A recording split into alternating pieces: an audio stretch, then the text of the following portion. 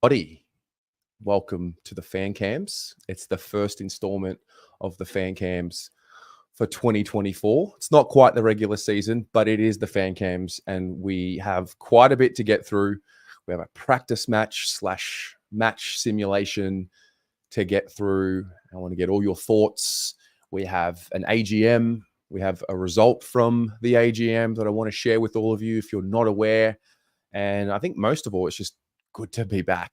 Today was a stimulation of the senses, total sensory overload. Footy was back. Themes, issues, kicks, missed kicks, positional conversations, and you just, you get a little bit of an energy boost from the footy, and that's what it does for us, particularly us Carlton fans who, for whatever reason, are a little extra passionate. So I'm going to get this thing started pretty much straight away. We will go through anything you want to get through. If you're new to the fan cams, welcome.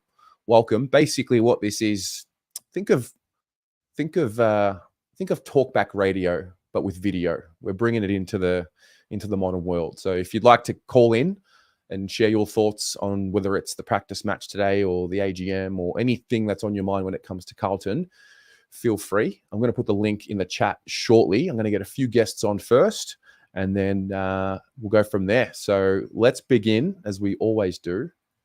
Pommy, welcome to the fan cams for 2024, my friend. Hey up. It's been a big day, 2024.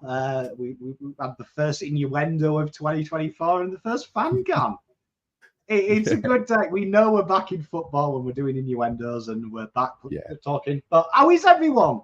How good is it to be talking about something tangible as opposed to something imaginary? I don't even care honestly, I don't care what happened today. The fact that it just started and it was just, one step closer to opening round and the regular season, that's all that mattered. I think, I don't know, what did you look for today, honestly, going into the game? What did you want to see? I just wanted to see just something new. To be honest, I mean, I was quite adamant. I did well because I made a promise to you all that I wouldn't care. So I was pretty calm. It's probably the most chilled Carlton I've ever been beat on a watch along. Pom's still smiling at the final siren. Usually I'm crying, but no, I was just trying to see if there was anything different. So I mean, I think if you actually go through the game, everything kind of stood out in chronological order. So the first 10 minutes, I thought, seeing Adam Saad take that ball and seeing him go handball, return, and then even though Carlton kicked a goal from it, Saad ended up in the forward pocket, even though he wasn't involved in the play. And suddenly I was like, okay, Carlton are looking to use some of their skills. And one of the two things you hear me complain about, number one is Carlton have got speed merchants and ball users in the back half of the ground. But we play like Burnley, where Burnley's tactics are for good players, but they're crap. Carlton don't seem to have a tactic to get Saad going. And I really did notice it didn't always work. You saw Lewis Young, I think, become Essendon Lewis Young at times, where he looked to handball, but then you could see his brain go, oh, nah. And then he'd do that kick down the line. And you could see that's obviously what they've been working on, to get rid of that and be a bit more ostentatious. I thought the two big takeouts for me, and I don't know if anyone agrees in the chat, but it was really plainly obvious, particularly on the rewatch, the different rotations and how Carlton's set up around stoppage. We still have that defensive go-to, Hewitt, Cripps, and everyone says it's one-paced. But it was how they switched that up and they put the quicker ball user at the back of the pack. And you saw Ollie Hollands create some real good traction when he did it, and Cherry did it as well, just making a direct run. And they didn't always get picked out with a handball, but you could see that was something we haven't seen before. And I think the other big part for me as well was the defense of the corridor. I've never seen Carlton concede goals on the wing. And today it was really obvious they tried to flood the corridor. And I think Geelong's first 7 goals were all kicks from the wing, which we haven't seen before. Carlton usually defend that, and that was the big stat we talked about last year. Carlton were one of the top sides at rebounding opposition 50s. It was because we pushed them to the wing. Today, we opened up the wing, tried to set a trap for Marchbank, for McGovern, which he didn't always get. But that was really impressive because they did that for 3.5 quarters. And then in the end of the fourth, they went back to the old way of trying to push you really out of the wing and slow you down. But that really excited me because I didn't cry about a transition goal going through the corridor till the fourth. And usually within the first 45 seconds, I'm complaining. So that's a huge improvement for the Blues. If you can keep me 3/4, 40 minutes without saying fucking corridor, boys, you're doing well. I'm proud of them. So that was good takeout for me. They're obviously working on them two big bugbears of mine, corridor defense and just trying to get the ball moving a bit quicker. Mm-hmm. Did you feel like you had any more answers to the question of what that half forward mix will look like from today, or is it still a little early and we maybe wait till next week? It's probably a little early. I thought Ashton did some beautiful things, and that's the Ashton Moyer that I know, that he does some crazy stuff. He does some foolish stuff. There was then probably one of the worst kicks I've seen Ashton do, because I had a 5-minute monologue of can't wait to see you watch him deliver one inside 50. And he got the ball, he span round, I think it was Mitch Duncan, and Charlie was waiting for the kick, and he absolutely massacred the kick. And I was like, cheers, Ashton. Just spent 5 minutes bigging you up, kid. But once he got the feel of the game, that goal really helped. I really thought you could see it. You could see why Jack Martin's better at this stage, because Jack Martin's got the nous. There was a little bit of wet behind the ears. He tried to take too much on. About 4 of his entries in the second quarter were about 5 meters too shallow, which works in junior football. This is seniors. So I think he's maybe a bit too wet behind the ears, but he might have to play. But Elijah really intrigued me. I thought Elijah, when he went up to that half-forward flank and then Doc did it in the second half, you really saw how that could look, because it forced Carlton to have that extra kick. And we talked about it on the live. The first half, we got some really good shots at goal from different angles because they were forced to have that extra kick, where usually we have the long bomb. And you saw when they didn't play there, the long bombs came back. And how good is a long bomb? I missed a long bomb. I've missed one. I missed him. I missed a long bomb. I missed a reference to a long bomb. I missed everything, mate. Absolutely. I've got to say, the long bomb, when it came in, it was about the 11-minute mark. We saw our first one. I was so excited. Yeah. I have missed a big 90-meter ball in the air to nobody. I've missed it so much. Yeah. Harry Mackay, how'd you feel about Harry? He's an intriguing one, isn't he? Because his misses were him not going through the ball, which we always say. And that second shot at goal, he stabbed at it and it was shocking. It's a weird one with Hitch. You know what? I'm going to change my mind. You know, I've always said put Hitch full forward. I'm going to change my mind, because when he had them 2 shots from about 45, 50 out, brilliant, because he has to kick through the ball. And I really enjoyed that. You saw his marking prowess. I felt like the first quarter, Harry could have about 9 or 10, because it felt like vintage Harry, didn't it? That first little Ollie Holland bob inside 50, Harry wrestles one out of the way, takes the other one and grabs it. I was like, yeah, this is the Harry, but got to get behind him. You've got to get behind him. I feel like the big concern for me, and I'm sure chat agree, Lewis Young and Kemp, I want to take you on a little pond journey. There's a guy in England called Harry Maguire, right? This guy is a World Cup semi-finalist, a European finalist. He's a winner. And last year, he came under a lot of heat at Man United. And Eric Ten Hag this year said, it's really important that the fans back him in. And we started to see a change in him. We started to see the best of him. I really worry about Lewis, because I've seen some comments about Lewis and I've seen some comments about Kemp. And they've got Plowman vibes, how people used to talk about Plowman. And do you remember Plowman got to the stage of that he'd be picked in the team and we'd already say he's shit before he's played. And it's a confidence issue, because Lewis Young, first quarter, I didn't mind it. He made a few mistakes. Brodie Kemp tried the right thing, struggled at times. But for me, that's confidence. Because one of them two has to play round 0 or whatever we're calling it. Has to, because if Marchman doesn't play next week, kiss him goodbye. So it wasn't good today from them, and they'll know that. But that being said, they need to play because otherwise, who you're playing there? So that's going to be an interesting one for me because Lewis Young's issues for me was ball in hand. He didn't look so bad one-on-one at times, but when he has the ball, gee, like I don't know what's wrong with him. It's like a mental stigma. He goes to handball it, and then he just booms it, and that's a problem. And like Ruben's saying, play Sam Durden. Sam Durden ain't much better. Do you know what I mean? He's been delisted for a reason, and he's been back up, and his VFL form isn't crash shot either, and he hasn't played today. So yeah, someone needs to really get him going. Get one of them two going. Next week, them two have to get going. One of them does. It's a good point. It's a good point. And it can quickly get out of hand as well. Because once that reputation sticks, it's hard to get rid of it. And, you know, confidence is really the only thing that I saw that was missing from Lewis in a couple of those contests.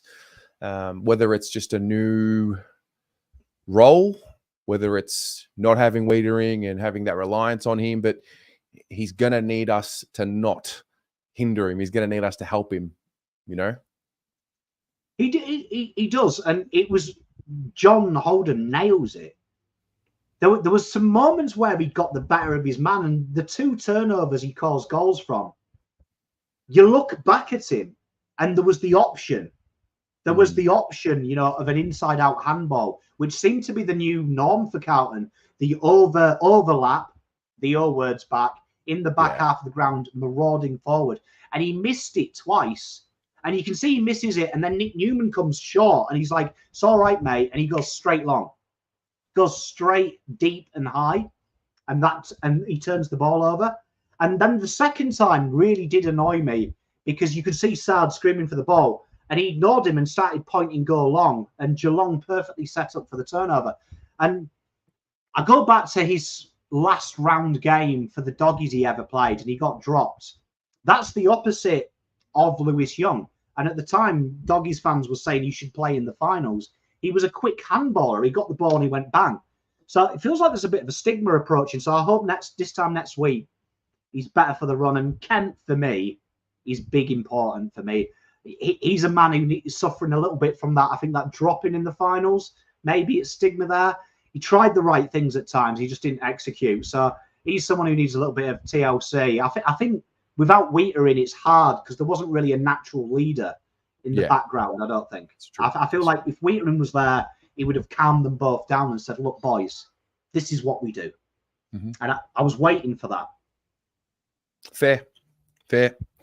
Well, mate, that's that. That's you know, match simulation practice match number 1. Are you ready for what's to come?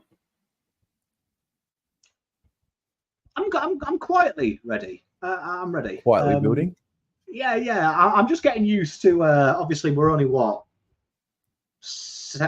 let's just say 19 hours in to the start of the season. Let's give it from midnight. And I'm just getting used to reading the nonsense. Really, do you know what I mean? Like you'll never see Pomin Oz ever at Elon Musk of how to fly to Mars because I've got no fucking idea about the chemistry and science involved. So sometimes people need to copy and paste that into other walks of life. And sport is a pretty good one. Sport's a pretty good one. It's not for everyone. Some people can have a bit of intelligence, and some people just need to pay the money and do this. Because some of the things I've read about a practice game are barbaric for the players. Barbaric. And just think about them.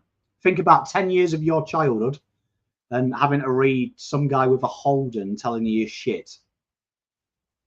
Just imagine that.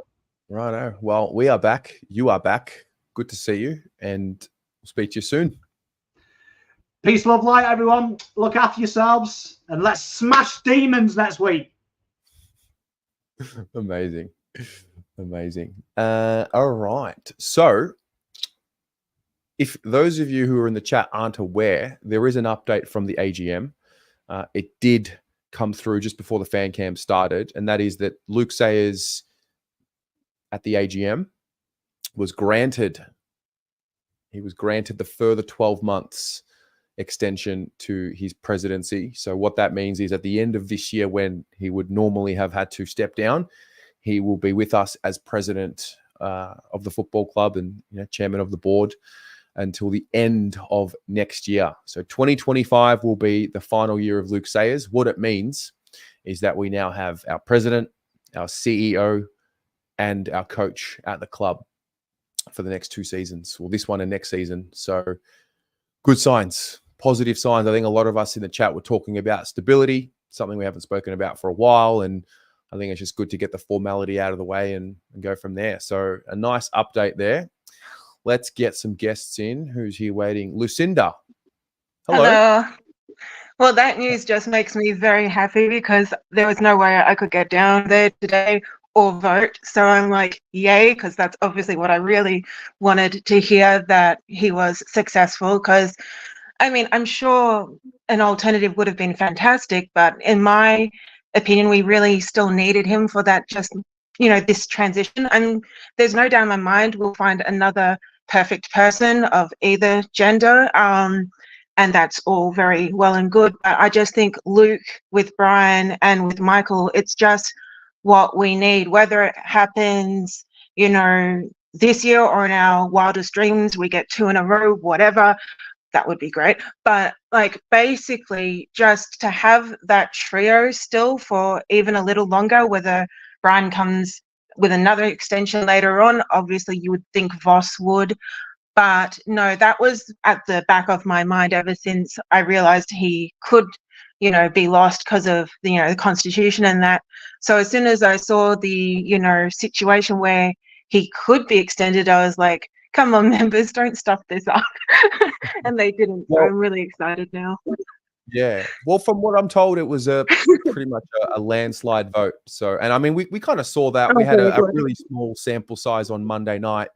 And we did, I think it was about 113 people that voted, and I think it was 93% in favor of the extension. So I don't know if I was one of them. was to say anything for what happened tonight. But no, look, good news all around. What do you think of the game today? Yeah. I didn't get to see it because I don't have Kale or Fox, so I caught up with as much of Pommy's watch along as I could. I think 17 points isn't a disaster. I think no further injuries or exacerbations is the real win. At this point, who gives an F about the scoreboard? I mean, it's not going to make people worry about us less or go, ha, same old Carlton, we can underestimate them after all. They're not stupid. I mean, it's a preseason. And, okay, they started off well. They got to within 2, pretty much late in the game. The conditions weren't fantastic, let's face it, not just the heat, but the wind factor. So it's not really an MCG or marble scale either. So you can't really gauge yet. Now, Melbourne, okay, it's reminiscent of the cliffhanger and they'll want revenge and stuff. I think they got enough little to-do lists that they'll go, okay, we need to be cautious with this. We're going to be fantastic with this if we keep this up. And if they have if we win, but work on everything attitude, then the result doesn't matter. Sure, for confidence going into the Gabba or, confidence for the fan base and the club and everything, yeah, okay, a win would be excellent. And if it happens, woohoo. But don't beat yourself up and go into, a negative mental space if you have 2 free seasons that don't go fantastic. If you get close, then you know what to avoid in the real, official rounds. Not that this isn't official in any way. It's practice for a reason. It gives you okay, let's not be complacent here, preparation. That's what preseason really is. I mean, I don't think we need to have Cup all over again. No. This was still enough that it gives them a taste of, okay, we can't take, last year for granted in the fairy tale ending. We still need to work our butts off. We can't let them have a window. So 17 points, in my opinion, is still a good result. Sure, it's not a win, but Harry didn't get injured. Sure, Kerner was 1 goal, big deal. So what? Maybe he's not risking himself yet. So get off their back, because it's No, not I like it. even the full shebang yet. I mean, Yeah, sure, fans could ask for a little bit more, but let them, shrug off Christmas yet. Just yeah, don't freak out just because, we're not going to have 24 rounds of everything. Okay. yeah. That's not realistic. Now, if we did, well, fantastic. I accidentally reverse psychology did, but no, basically, I just think they did a good job. They set out what they needed to do, find out more about themselves, what they need to improve, and a win would have been fantastic, but it would have been the icing on the cake. But I have a question for you. What have you How's got your for body me? after all that when you got back? Oh, no, I'm good. so, I'm good. so like after all the Muay Thai stuff, once you were back into normal life and that, how long did it take for your body to say, okay, I'm not doing this every day? Like, is it, back to sort of, not hurting all the time, or like you'd miss it obviously because it was your life for pretty much a month. But what I'm asking is, like, what was the return to normal life for your body, and are you itching to get back there? The return it took me about a week to get back to normal. I think the sleep pattern Okay. and all of that. And will I be back? Oh yeah, I think I found my yearly routine. So, yeah, I'll be back next year. And more importantly, though, that's good.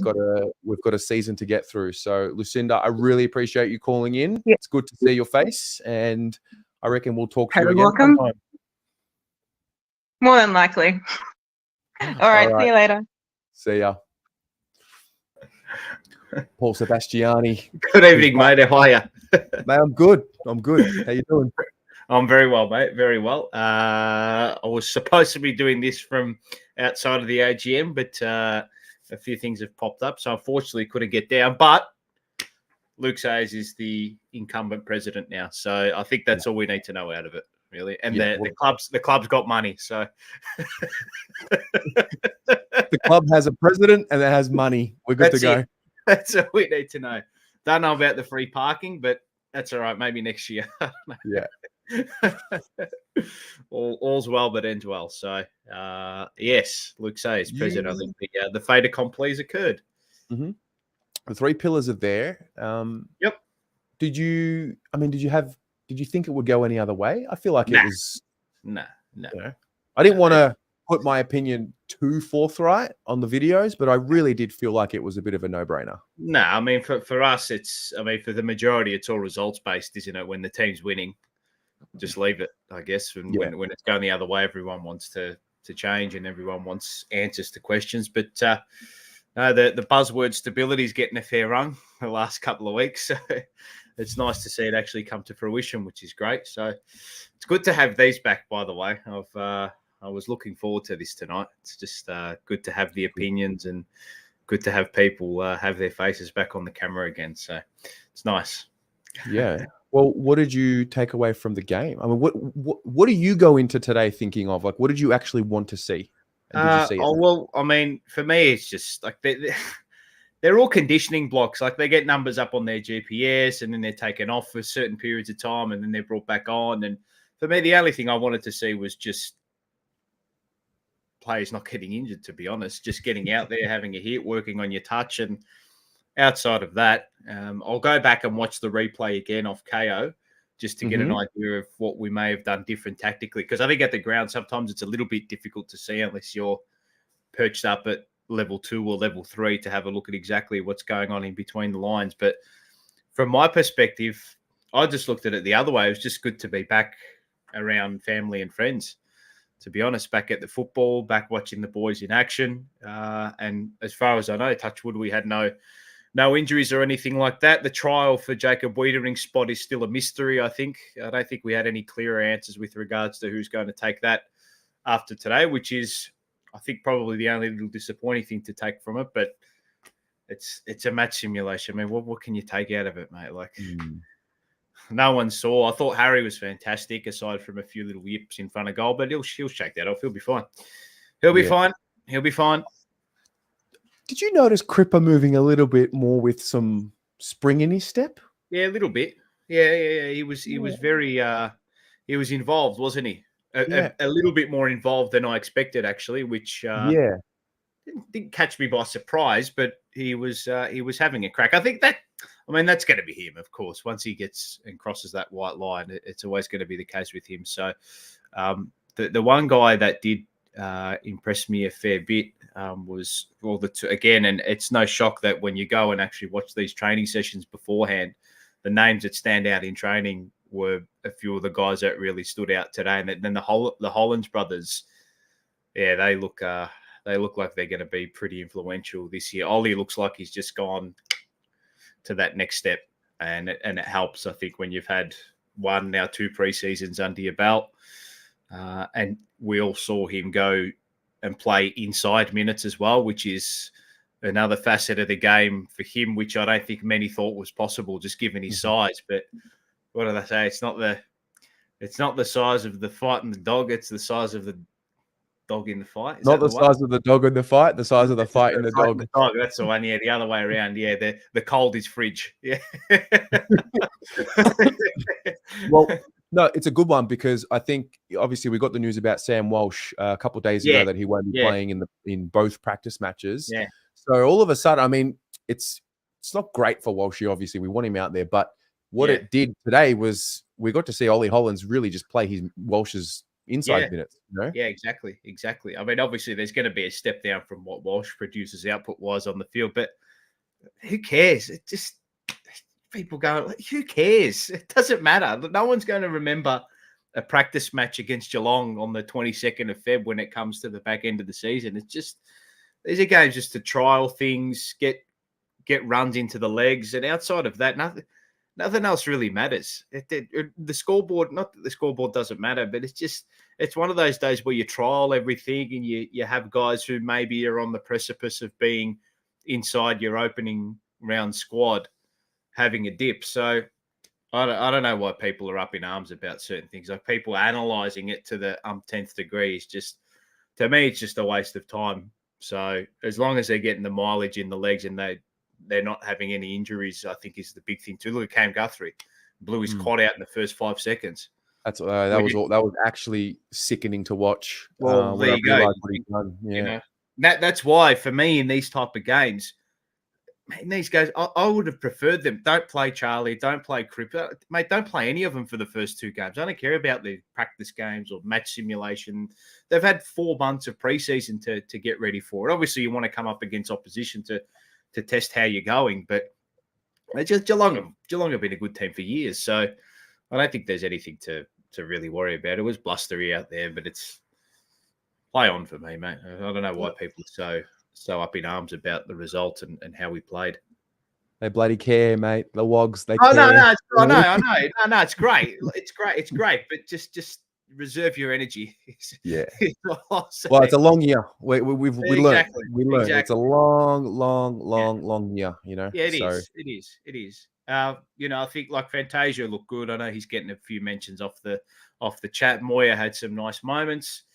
And just one of those games you come out of, and you know, I was at the one thing I was saying to a few of the boys and saying to you when we were there, it surprised me when I was there, but now that I look back at it, God, there were a lot of people there this morning. Oh, God, do people work? And I'm looking at myself. It's a job following Carlton. It's a lifestyle. Crazy. You know, it's crazy. All the regular heads and familiar heads. Like for me, the highlight of the day was just being there with Dino.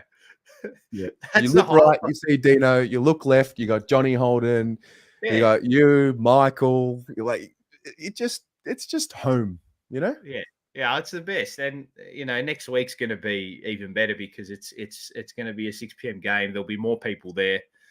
And I'm just looking forward to it all. Like I said, it's just good to have this back. It's good to have games at Icon Park back, even albeit they are preseason games, which count for absolutely nothing.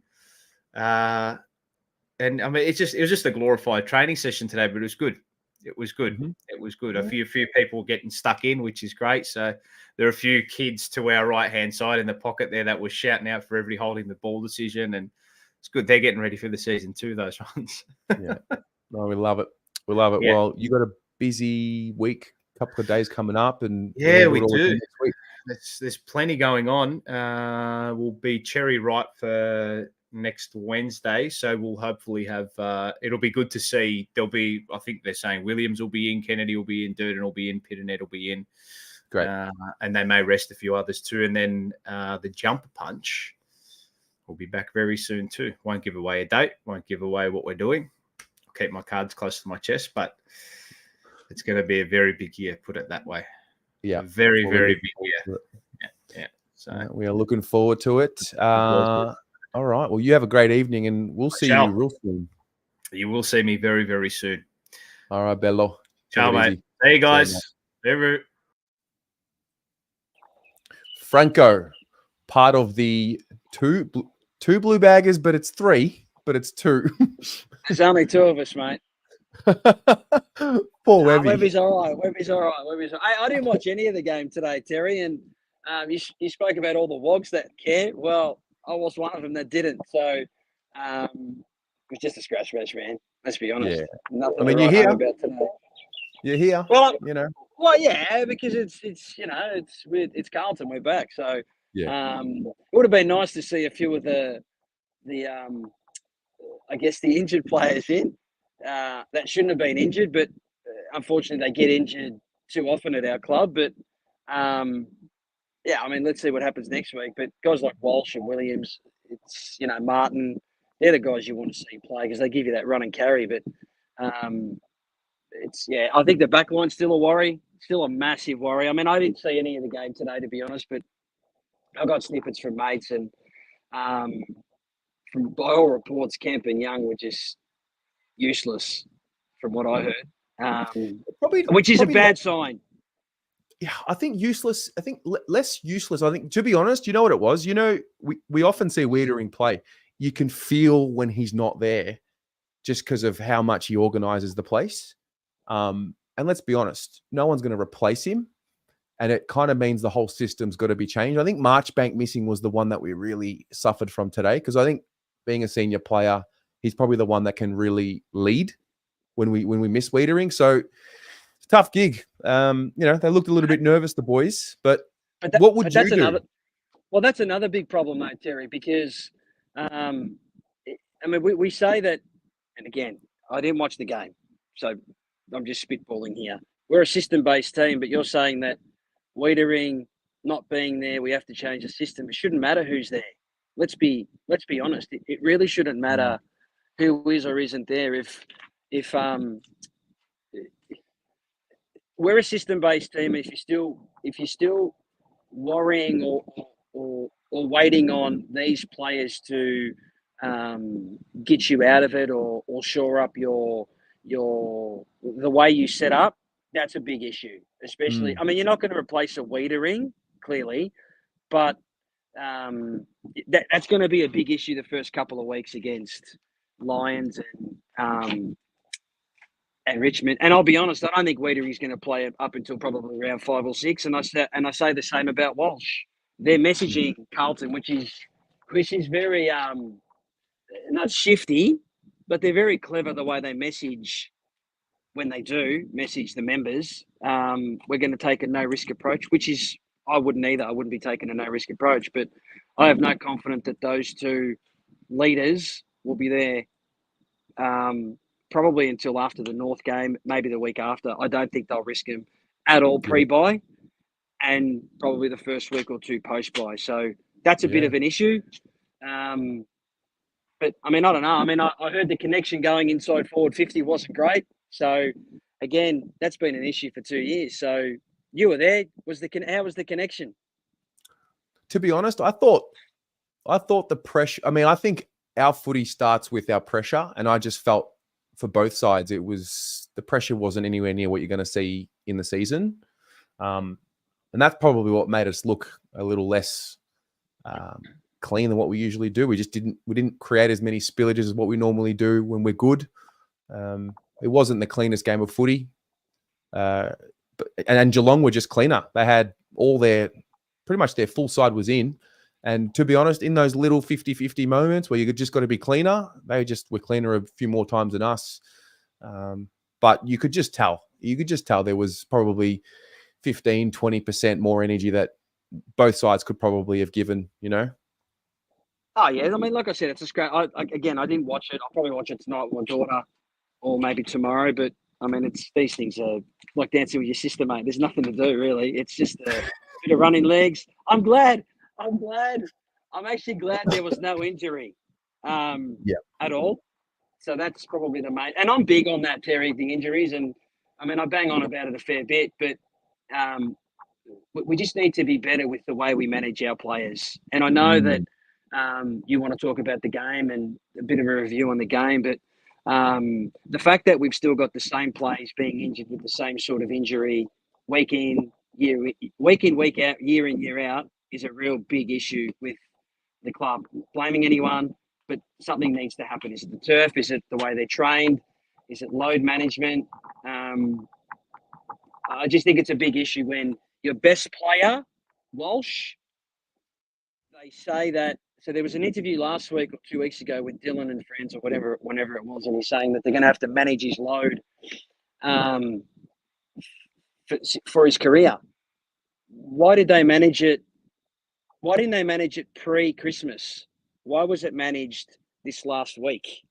That's my biggest issue. So well, that's not true though. That's not true. You sure? Yeah, because I reckon he had back surgery last year, right? Yep. So when he feels a little bit sore in the future after back surgery, let's just say they have a training session and he pulls up and he's a little stiff. Yep. Would you persist with him training or would you pull him back? What would you do? I would train him as little as he needs to. He doesn't need conditioning. He's not a player that needs conditioning. Correct. So when he does pull up sore, like last Monday after the session, would you not pull him back or would you just keep training him maybe just to keep the blood flow? I would have pulled him back December. I wouldn't have pulled him back February. But what if he was, training? What if he was training in December and everything was good and he wasn't showing any signs? Would you still pull him back? 100%, because it flies in the face of what they've said, that they're going to manage his load. You can't he is our best player, right? You can't let your best player run out every single training session flat out, because he's his own worst enemy. He's going to run 100% of the time. You got to save him from himself, right? Well, you know, and you're paying these guys to do that. So if they're not doing it properly, and then, I mean, 2 weeks out from the season, he's injured. It's not great. I feel like this will be something we deal with Walshy for the rest of his career, though, don't you? Like, let's just say he plays round 17, pulls up sore. Chances are he's probably not playing round 18, right? I'm an outsider. You're closer inside the club. No, I'm no more than you. I'm challenging your opinion. I'm saying that in a respectful way. You've got more pull within the community than what someone like I would, right? So you would have that. That's irrelevant. But you would have a little bit more inside knowledge on certain things that the club is or isn't doing, and what, you know, players like Walsh aren't doing.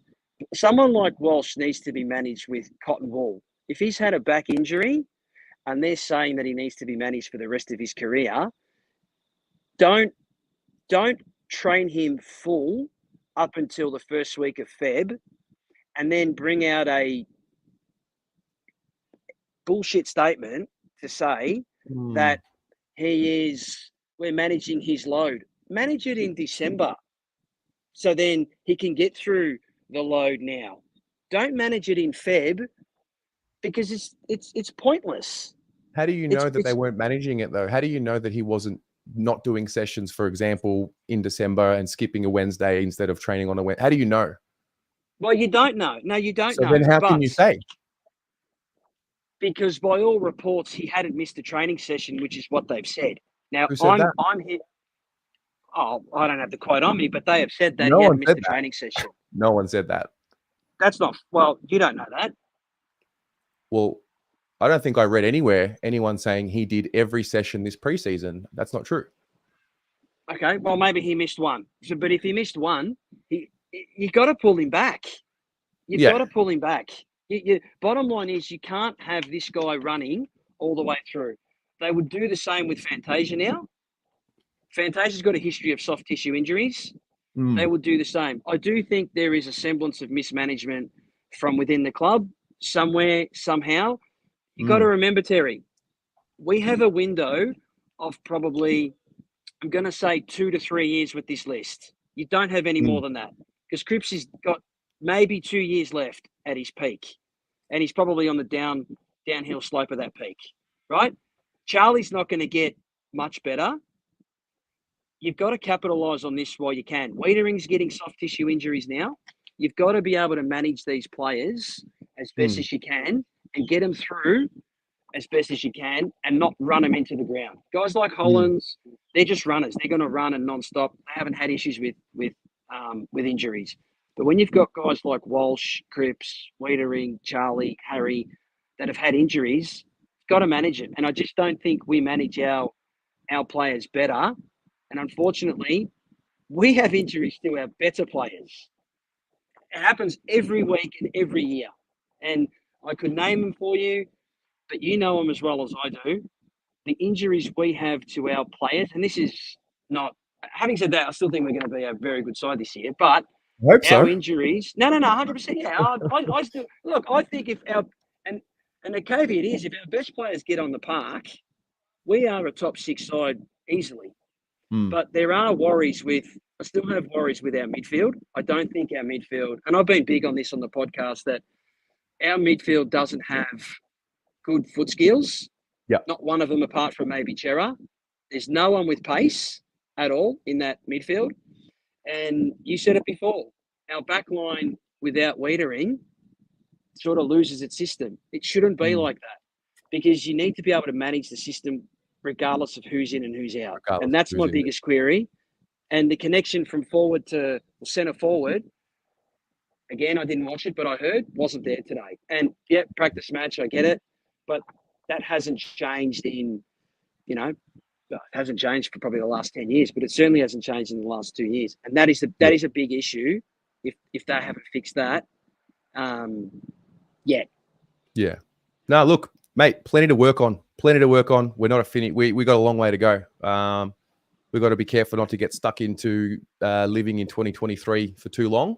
So, and there's a lot of new issues that are going to come up this year that we've got to get on top of. So I don't think what you're saying is wrong at all, but I really appreciate you coming on, and we'll chat more throughout the year. Thanks, buddy. Take care. All right, mate. See ya. Same, mate.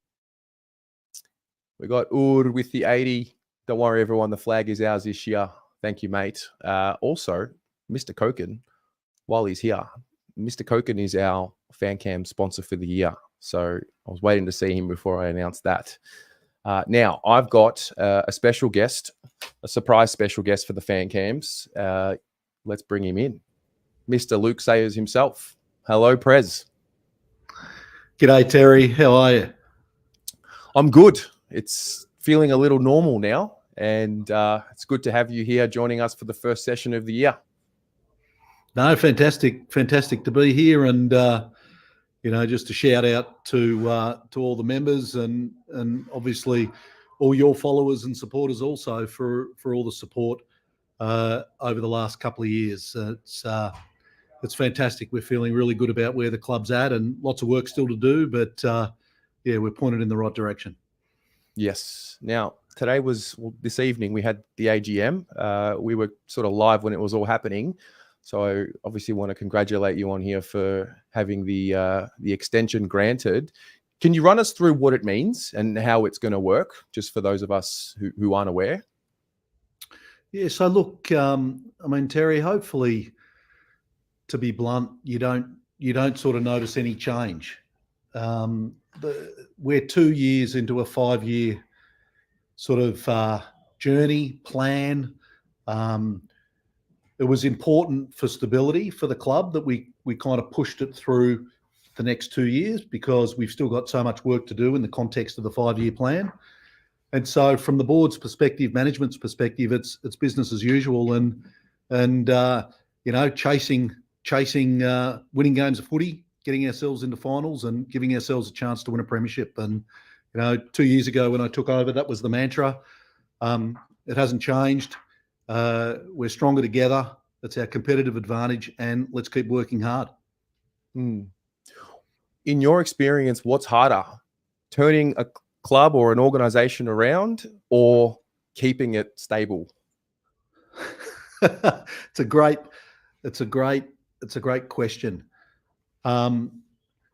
Probably, if I think of the Carlton organisation, 2 years ago when I took over, and there was a lot of change. I don't want to say that was easy. It was hard, but the organisation was ready for change. Okay. Obviously, there were a whole number of people that came in, new fresh blood, and they played their roles perfectly, and they all went to work to change the organisation. And that's from players to coaches to administrators, everyone. Hard, but everyone was ready for change. Last year, in that sort of May, June, July period, I do think that was harder, and it took real sort of calmness, maturity, discipline, grit, and determination to basically kind of say, we got this, and we're gonna fix it, but we're gonna fix it in season, and we're all gonna get our mojo, we're all gonna get it back, and away we go. And so probably that degree of difficulty was harder because we probably weren't expecting to be where we found ourselves. But a credit to the organisation, a credit to the leaders, a credit to every single Carlton person that stuck fat, worked through what needed to be worked through, and like most things in life, almost the harder it is, the better it is, because you build resilience, you come together as a group of people, and if all that kind of happens, you oftentimes can achieve extraordinary things. So, our challenge now is, as we go into this year, how do we just continue to build on the things that we learnt midway through last year? So, to answer your question, probably that experience last year was a greater degree of difficulty. Yeah, no doubt. I mean, stability is a word that really we've only been talking about on the channel for probably the last month in particular, once we heard about the extension for Vossi and for Cookie, and we'll probably talk a bit more about stability now that we've heard about the extension for yourself. It's honestly the first time I can remember as a supporter hearing about this word and feeling this word. And you never want to assume that just because you got stability that you're going to see on-field results. But what are you, on a very high level, what are you looking forward to getting stuck into? Now that this is all the formalities are done, like what is it for you now for the next 2 years when it comes to post you? What do we have to think about?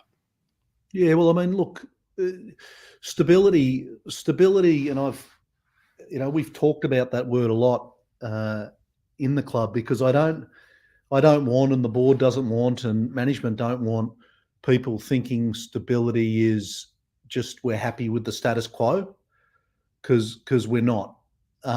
We want to innovate. We want to continue to learn and grow. We want to continue to change. But we don't want to kind of blow the joint up and start again. Right. And so unfortunately, if you look back over the last 20 or so years, what happens, it's kind of almost boom bust. And that's not a mature way of running a professional top tier organization. You have to have some time in role, and you have to have the relationships and trust amongst the people. You have to have the culture. You have to have the values. You have to have the clear accountability. You have to have all of those things to be excellent. You can't be excellent at something if it's changing every 12, 24, 36 months. And so what I love is that we're just we're calm, we're working hard, we've got our head down. We don't take anything for granted this year. We start where everybody else starts. Everybody's done it. Every club in the AFL's done a ton of work. It's very, very close. It's a game of inches, as all our members will know. But we give ourselves the best chance to win games of footy, get into the finals, and hopefully jag a premiership. And that's what we're all focused on. So not a lot should change in the context of our strategic plan. Back to business. Back to business. Love it. Well, it's an exciting time. It's good to have footy back. It's good to have Carlton back on the airwaves. And I think I speak on behalf of most of us in the chat and just watching. We just can't wait to get stuck back into it. So congratulations on the extension and go Blues. Yeah, good on you, Terry. And just to call out, thank you for all of the support and great work that you're doing on the channel and a number of other channels as well. You know, just credit and kudos to you guys that continue to innovate and spread the word amongst our members. It's fantastic, and we're working hard. And thanks for all the support. And personally, thanks to all the members for all the support. Love it. Good on you, mate. Cheers. Thanks, mate. There's the Prez, mate. That's him. This is Cal. Hello, mate. Hello. It's a tough act to follow. Yeah, following the president. That's no easy beat, but there we go. How you doing? Good. It's now very early in the morning, so it's nearly 1 o'clock now. So I'm just about to go to bed. But wow. But I thought I'd just mention, sort of pretty much reiterating what everyone has been saying about the game. It wasn't. Yeah, the scoreboard doesn't matter. The scoreboard doesn't really matter. But as a sort of competitive person, I don't like losing. I feel like hopefully a few people can sort of relate to that. But one person or a couple of people that really stood out were Ollie and Boydie. They were sort of the two that I sort of really took note of today. That I was really impressed with. Ollie in particular. He sort of really stepped up on the wing role and played some inside time. That was really good to see. Absolutely. I think we spoke about it earlier. You know, obviously not ideal to not have Sam Walsh. We all love watching him play. But the reality is when he plays, if he had to play today, we probably don't see Ollie do what Ollie did today on the inside and just get those extra reps. So there's a blessing and a silver lining in the story. And I mean, at the end of the day, the midfield is going to have to continue to evolve every year. I think every team has to evolve.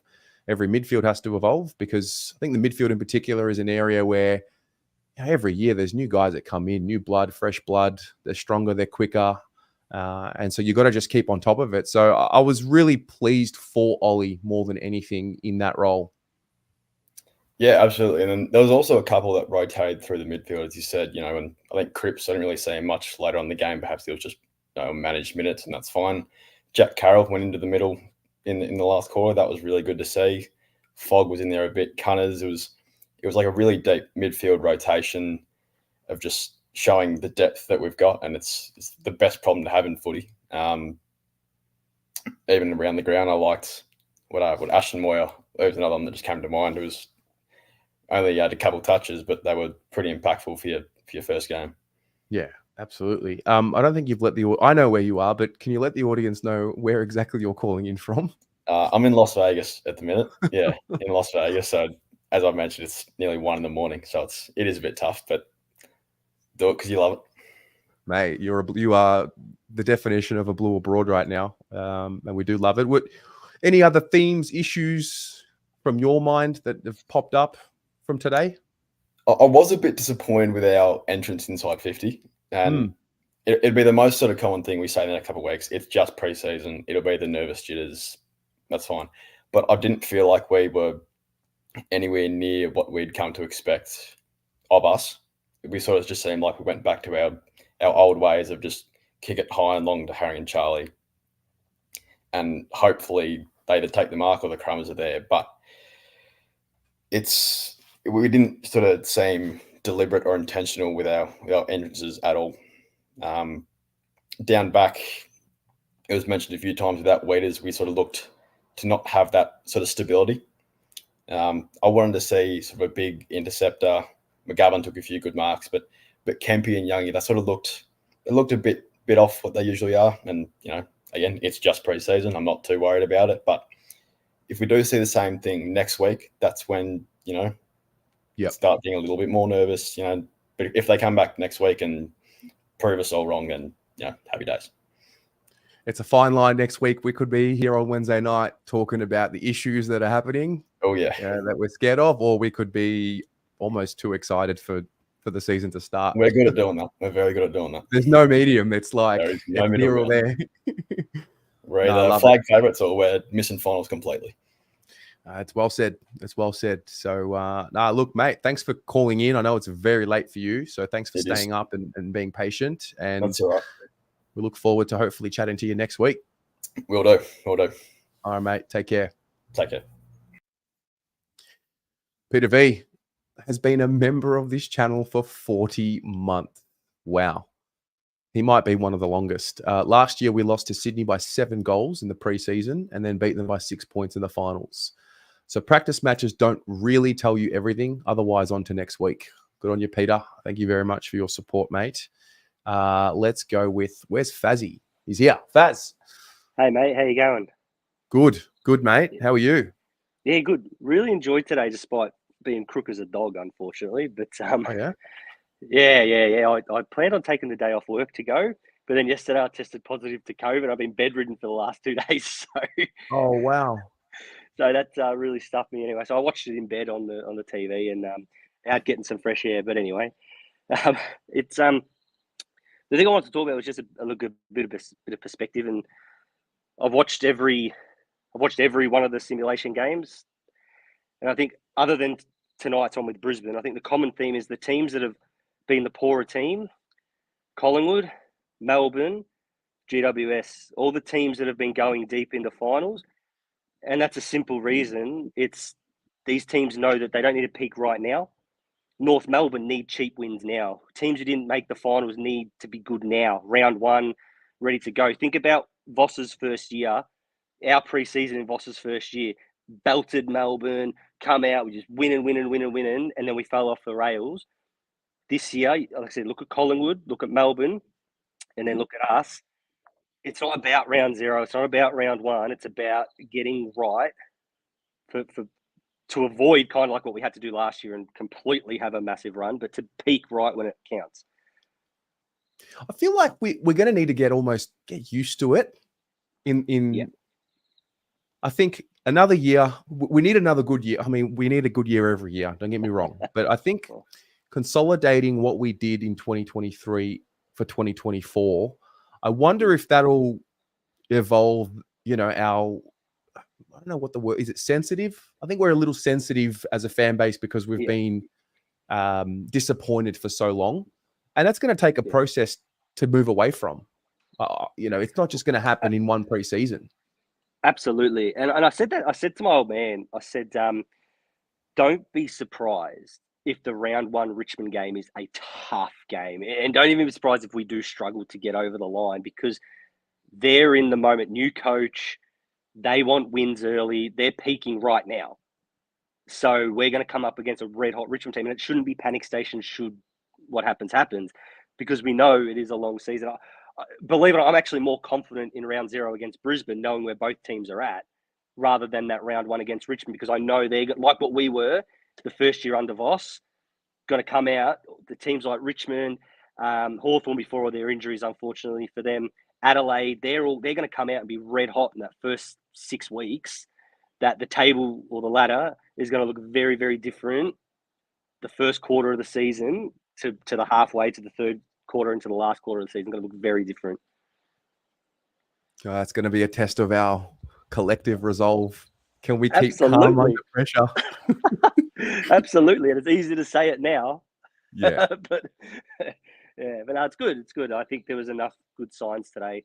Loved Harry's game. I loved him in the ruck. I think it just solves so many issues for him, for us as a team, for our forward line. I think just him pinch hitting in the ruck here and there. Do I want to see it every week? I don't know. Like, is it going to work every week? Probably not. But I think it's something that they need to play with, and because it is hard to carry the two ruckmen. It is very hard, and I think it's something that they will need to play with. Well, it was interesting because from what I have seen in training, Pito's fine and no strapping, and he looks to be moving freely. So it's all. I mean, he didn't play in the reserves today afterwards, it's almost. I was kind of curious. I mean, if he's not playing in that ones game today, I wonder why he didn't play in that twos game. And then probably raises the next question of next week. Do you put Pitto and Tom in with Harry, or do you maybe rest Tom and play just Pitto? Like, what would you do? Yeah, well, I think that'll tell a tale. I have what I would do. I would rest TDK and play Pitnet, and have TDK as the ruckman in opening round. That's what I would do.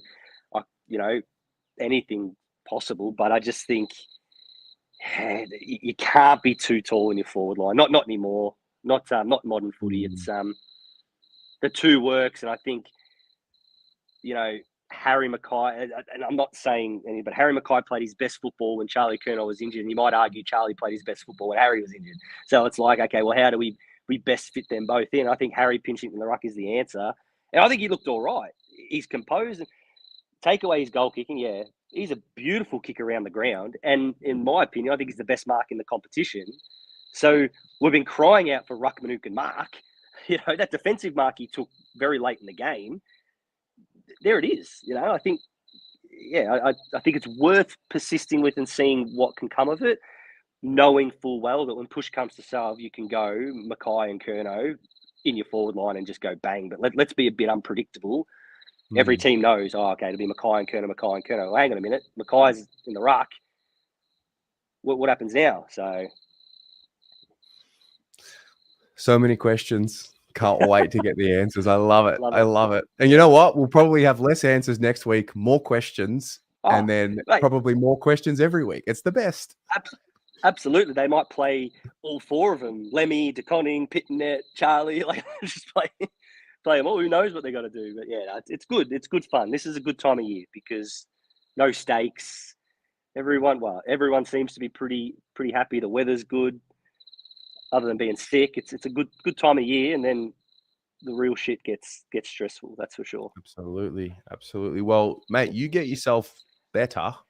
Get the freshly squeezed orange juice, and I don't know what you got to do to get through COVID, but get well, and we will speak to you next week.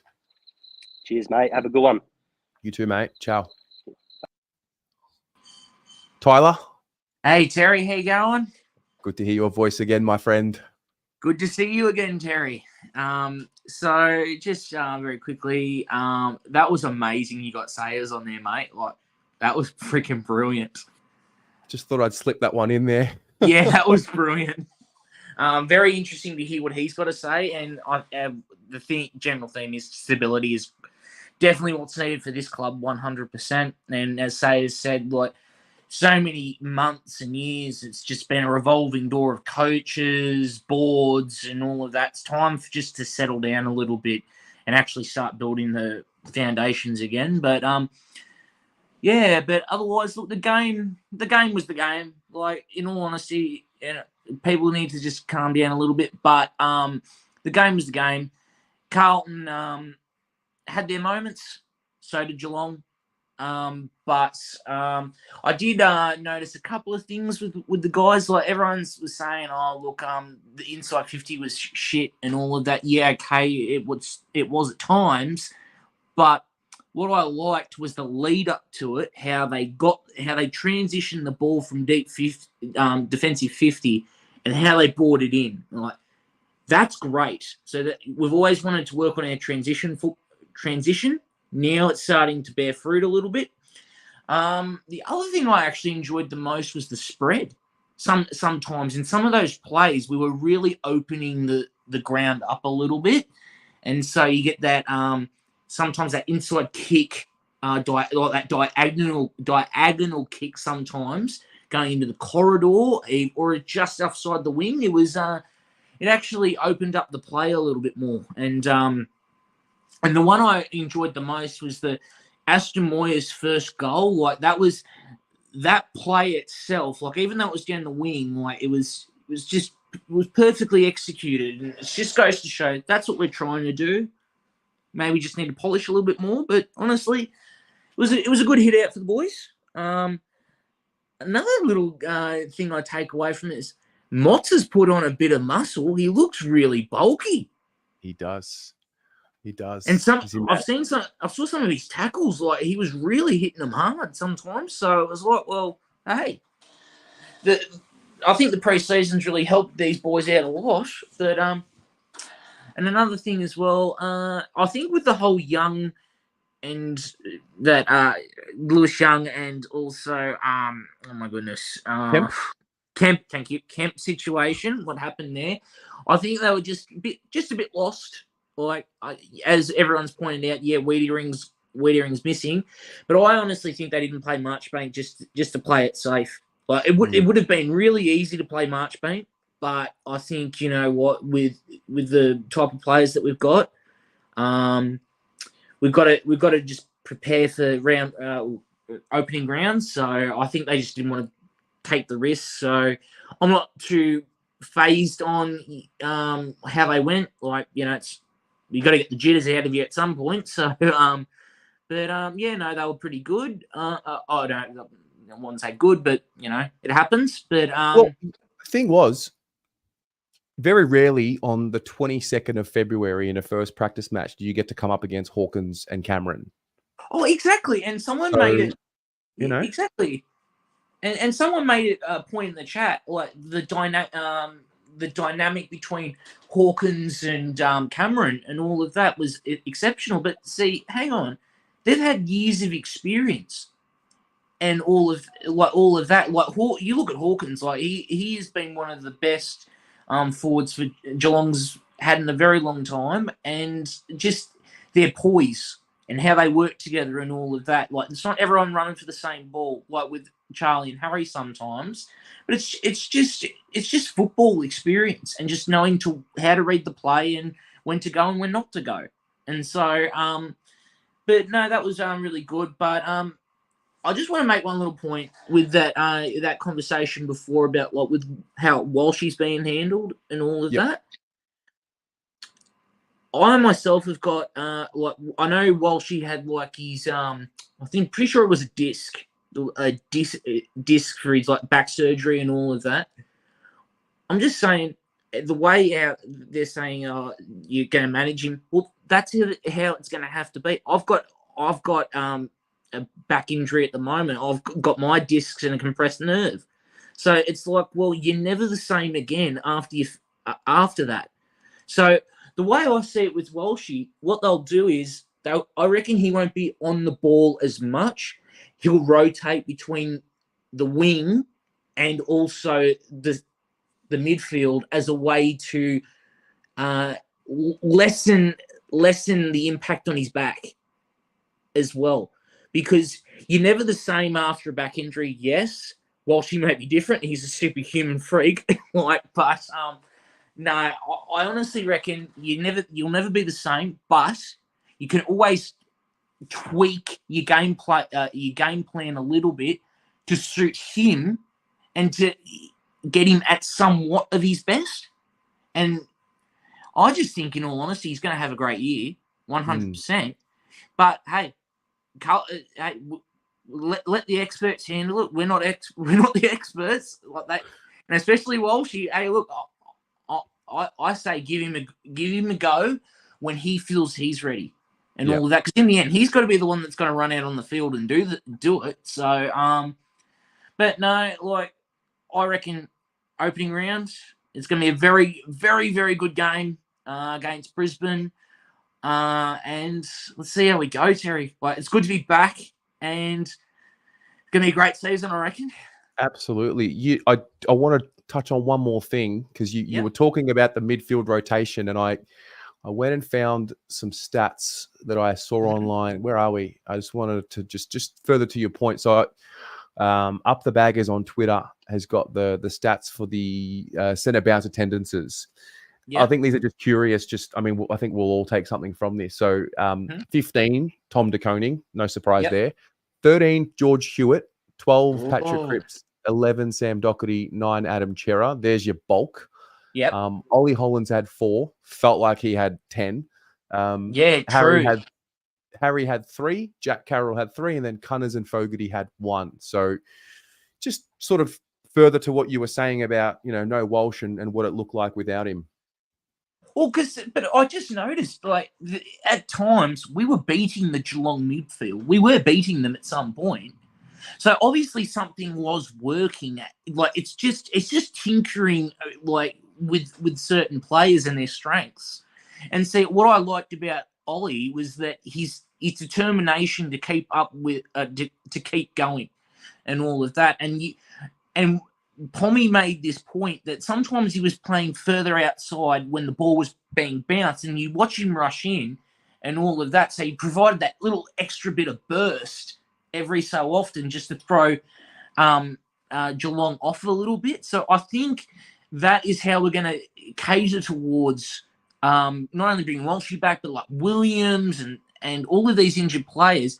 You got to cater to their body and their strength and all of that. If it's not good, well then so be it. You play them in a different area, same role, but like just different how you work your game when you work your game plan around them and all of that. So it just makes it work. You just make it work with what you've got, and just Walsh he will be great, but I don't think he'll be the same. And he will change. And it's like how Cripps has evolved and all of that. He's not the blistering, going into like 30 plus touches a game, 4-goal person anymore. He's completely different. He's a very, very different player. His leadership's improved, but more importantly, his decision making. He's not like barreling through to say, "No, let's come on, boys. I'm going to lead you through." He's relying on everyone, and that's the same. What Walsh will have to do as well. He's just going to have to just change his game a little bit to cater what the team needs. But hey, time will come in the end. So will come. Hey, it's a lot. We have a long year ahead of us. Absolutely, we do. I can't wait. We can't blow a gasket. We can't afford to blow a gasket before a ball's bounced, let alone at round 13, let alone at round 20. We've got to try and steady the ship until the very last siren. 100%, Terry, and glad to have you back. Bring on 2024. Good on you, mate. Cheers. Catch up. All right. Okay. I've got a clear waiting room. So I might put the link in one more time if anybody would like to come on and have a chat. The link is here. You want to talk? It's right here.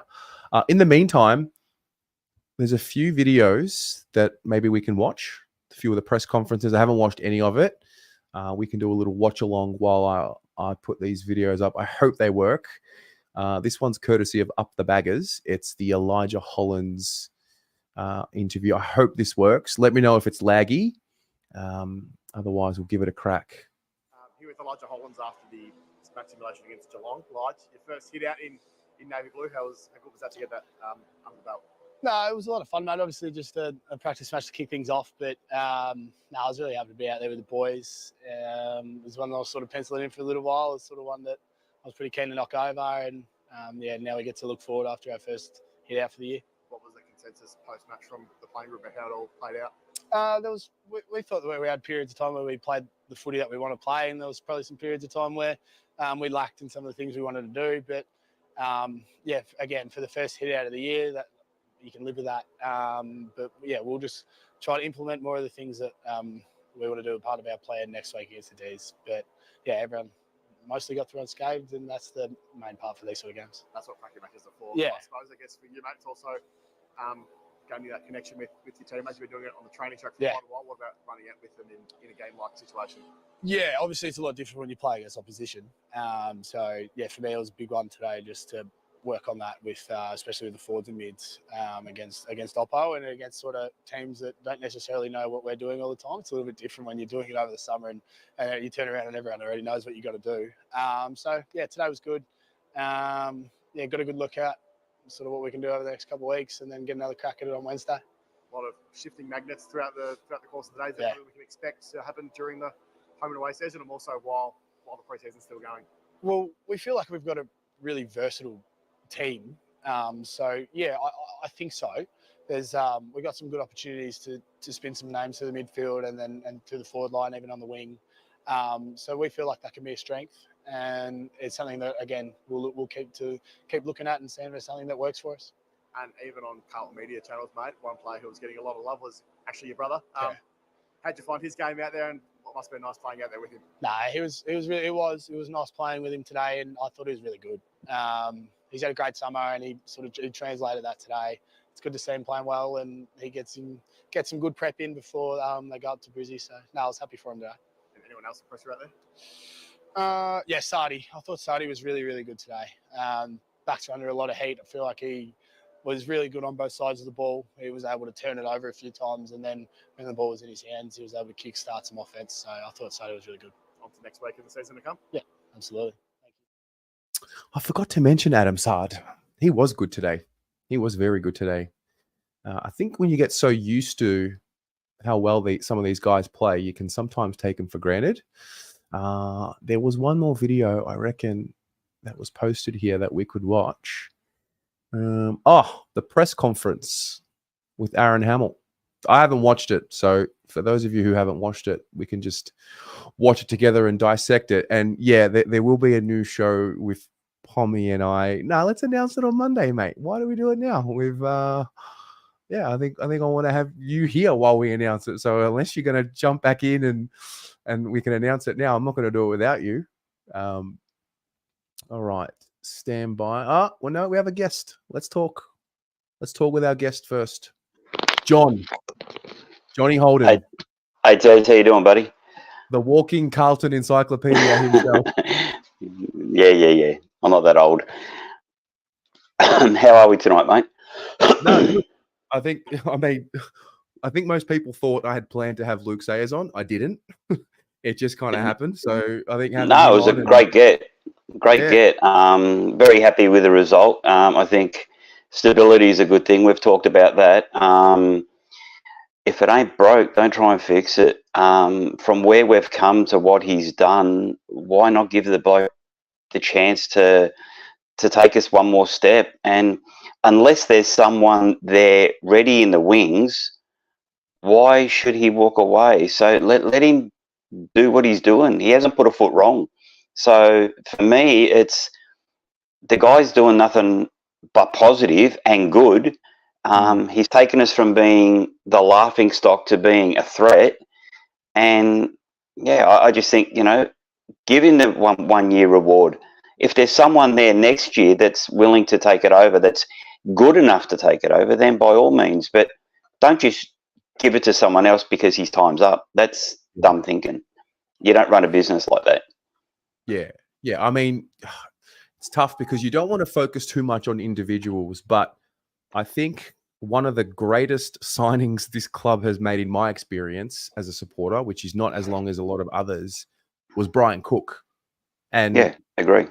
Luke Sayers was instrumental in getting Brian Cook to the club. If we rewind, Cookie could have very easily just retired, and I think he's even said his plan was to retire until this opportunity was presented in however manner it was. So I don't know, maybe I'm a little bit too naive and too young to talk on this, but when I've never seen stability with this club, so I just feel like for me personally, when there's a smell of it, I'm just latching onto it, Well, even back in the 80s with Elliott, I mean, the club had stability, but not like it does now. Really? It wasn't as transparent. It was all indoors. There was that arrogance of him, and it worked back in the day because that's the way the system worked. We had the biggest checkbook, therefore we were the biggest and the best. Times have changed, and what I've found with the previous boards, they were still hanging on to that 80s, 90s model. They didn't try to grab this model and go forward. Where Luke Sayers is young enough, he's old enough to remember previous generation, but also young enough to realise we need to change and evolve into the way the system is now. You can't have that same attitude. So the fact that we've heard more from the club in the last 2 years than what I've heard in like 25 years previous, because social media helps, no doubt, but it's not just social media. It's just him being out there, being on the front foot, Cookie being on the front foot, Vossi and the players. I talk to other people who follow other teams.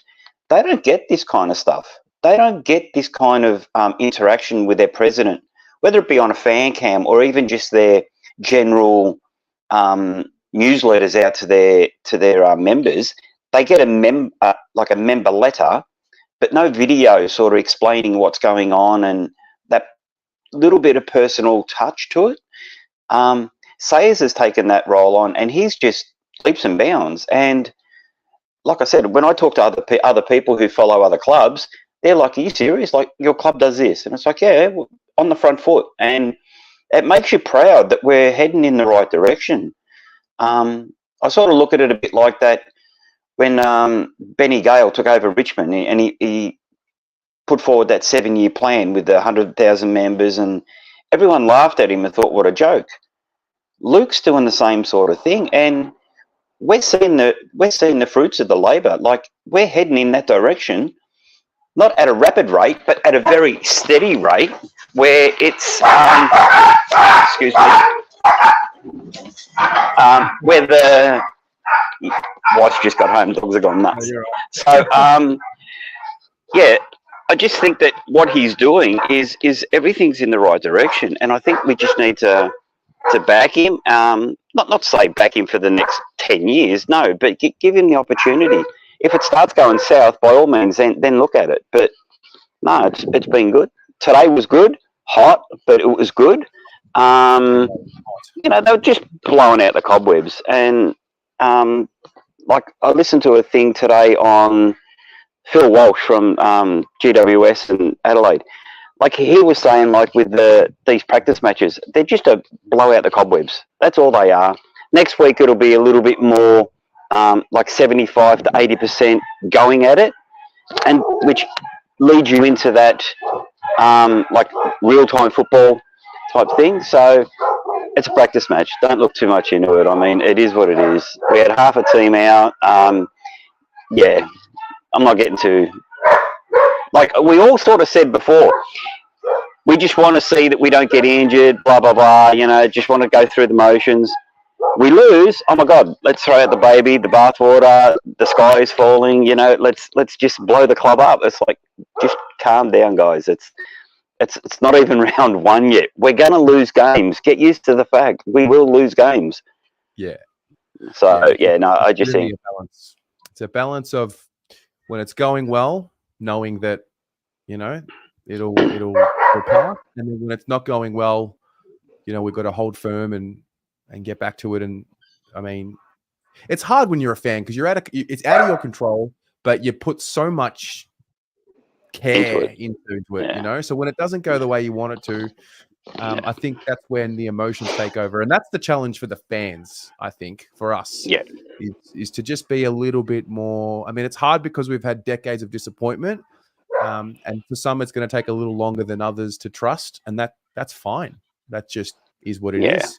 So it's almost like it's that they're scared. As soon as we lose one or two games, it's like, oh my God, we're going back to 2015. It's like, just relax, you know. Like, the one thing I learned from last year, it's not over till it's over. And, you know, 22, round 12, we were destined to play finals and we didn't do it. And then you go round 12 last year, we're destined for bottom 4 and we play finals and a couple of kicks away from playing in the grand final. So the season is long and it's crazy. Just hold 5. That's all I say, is just hang on, because you never know what it's like. I mean, Essendon last year, round 12, like, finals set in stone, they're going to make it, and look what happened. They didn't get there. Yet we leapfrogged them. So it's a topsy-turvy game. We've wanted this sort of tie competition for a long time. We've got it. Let's enjoy it, because the last thing you want is... I remember back in the 80s when sides would get flogged by 100 points a game, and they never got off the bottom of the ladder. And like your St Kilda's and Melbourne and clubs like this, they were rock bottom for like decades. and it wasn't fun because when you played them, it was like, oh, how much we're going to win by. Not even going to bother turning up today. Where now, pretty much every game, it's shit. If we're not on our best, we could get beat at any minute by any club. Even the bottom side. So yeah, just enjoy it because it's a good comp. It is. It is. Johnny, great to see you today. Great to All see right, buddy. you. You too, mate. I'll see you next week, no doubt. See you next week. Have a good one. You too, buddy. All right, have a good one. Good night. That is, I don't know if a lot of you know about John Holden, but when we do trivia and we do Gridley and we do those type, that's him. That's Johnny Holden right there. Pommy. John Holden, completing Gridley. John Holden. All right, you wanna make an announcement? You wanna do it now? How do you wanna do this? I've got to, because Jasmine is scaring the shit out of me. Hey, Jasmina is not to be messed with, mate. That's a fact.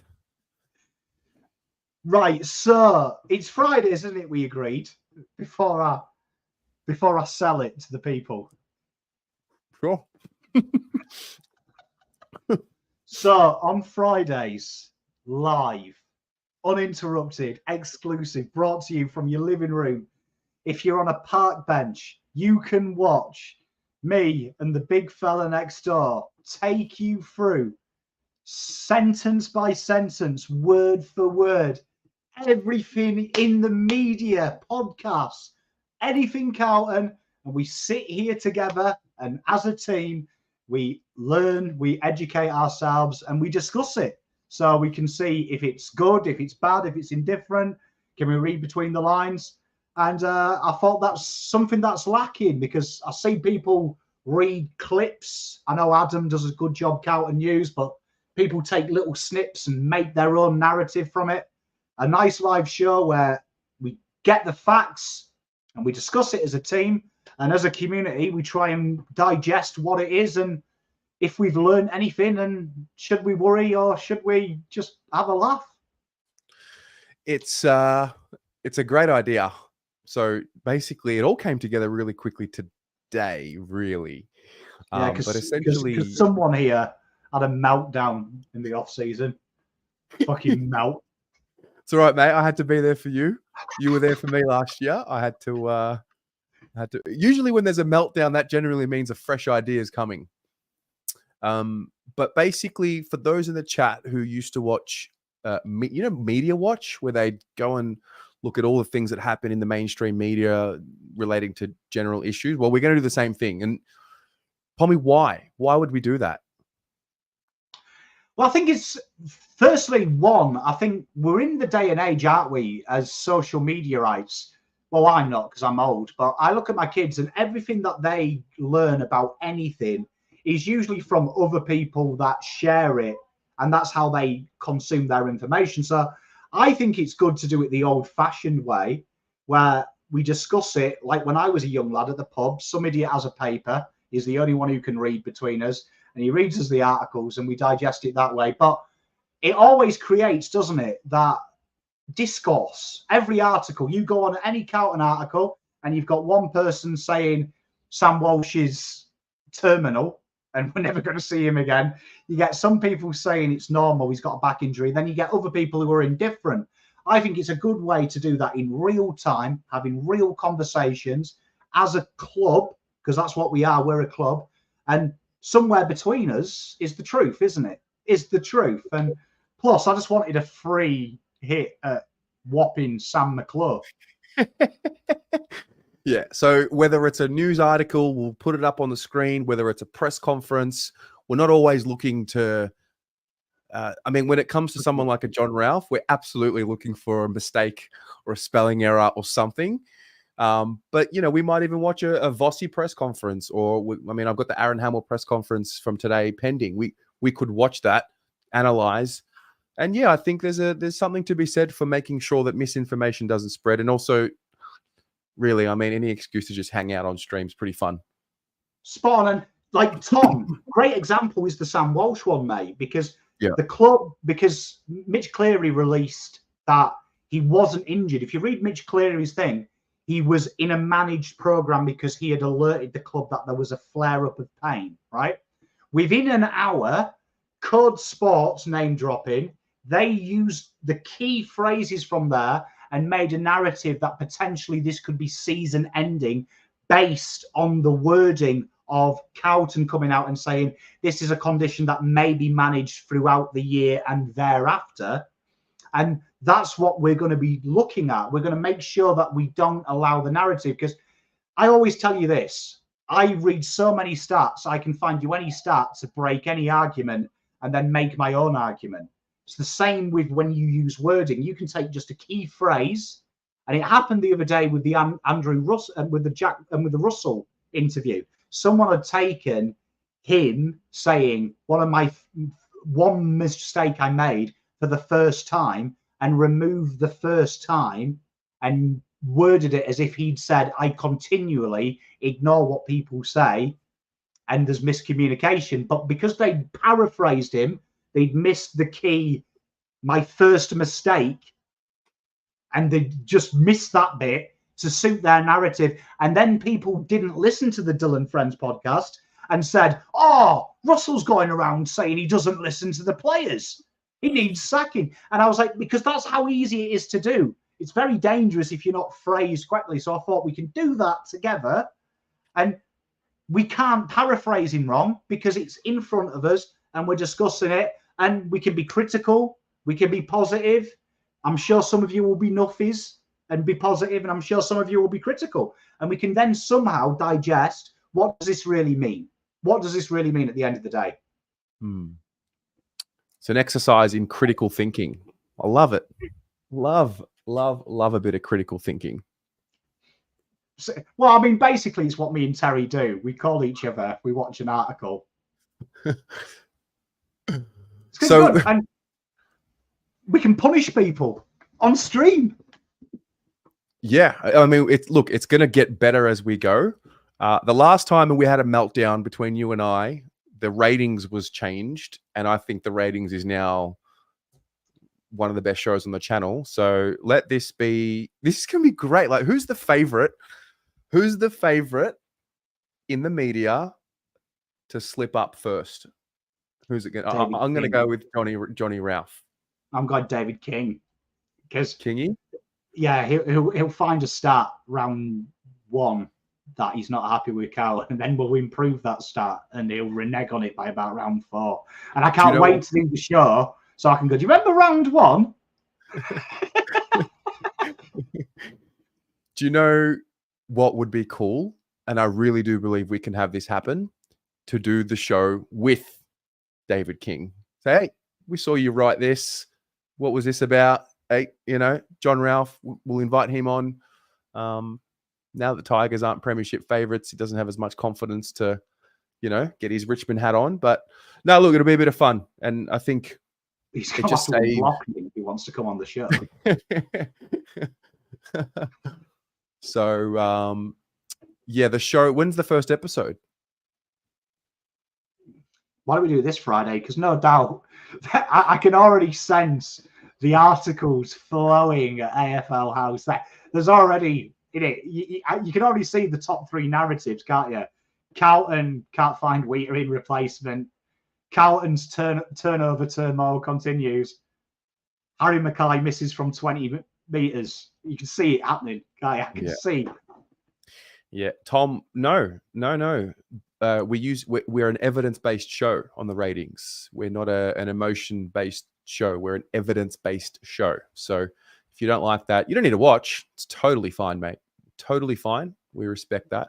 You've got the watch-alongs for emotion. Yeah. Jasmina, Pom, I have a question. What's the question? This is scary. Sandra, it's a club. Don't challenge me to get David King on here. He will come. I feel like Kingy would get around us. We gave him a bit of time and respect. I think he would come on. Okay, that's a problem.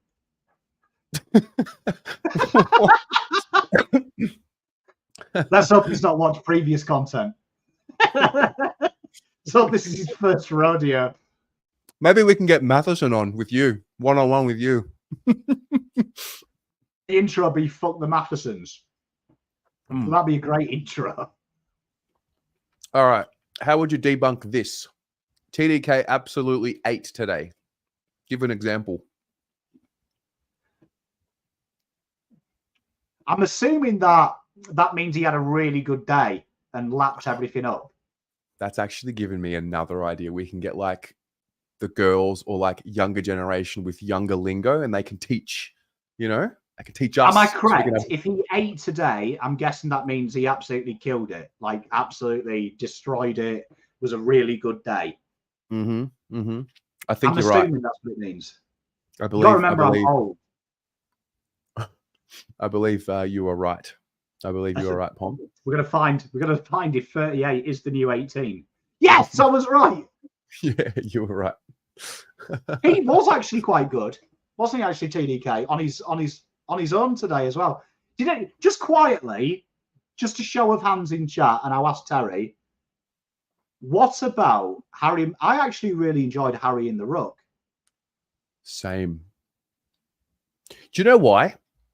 More than anything, just if there's a if by some chance he's struggling a little bit, just similar to Jack Silvani, to be honest. When Jack went on the ball, it just gave us a little option to just get him around it a little bit. Just get amongst it, lay a tackle, put a bump on, put a shepherd on, get a handball out. I don't like the idea of him. What I liked is when he does that stupid midfield thing as the wing mark. When he was in the ruck, we still had Tolls in the forward line then. So I was like, this is his strength. So now that's good because we've got people to kick it to. Usually when Harry's just doing that, he's then got to get back to the forward line. So I did enjoy the pinch hit experiment. Hey, I actually thought it was pretty good. I've never heard of it never read it like this. Never thought of it like this. Harry's our roughhead. He needs to improve his banter. I like it. James, what about the club source that wanted to be anonymous because he didn't? Well, you know what? These are the types of things that we would like to cover. Was it really a club source? Was it who knows? I mean, who knows? I don't know. You know what? That's one or two things. It was starting the show early, but that's either Mitch Cleary completely fucking making it up, right? But I would then say that is a very grey area, isn't it? Because knowing how journalists work, genuinely for them to remain anonymous, their editor has to know it's real for them to go like that. Because I'd imagine that's a legislation issue. Carlton could go, no one here spoke. Yeah. Do you know what I mean? That's a lie. But then I would ask the question, why is that person employed by this football club? If that is true, you are doing that.